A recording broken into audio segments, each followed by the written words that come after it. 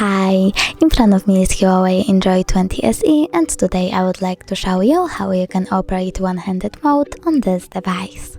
Start by opening settings and scrolling all the way down, then click on accessibility features. Now select one-handed mode and tap on the switcher to activate it.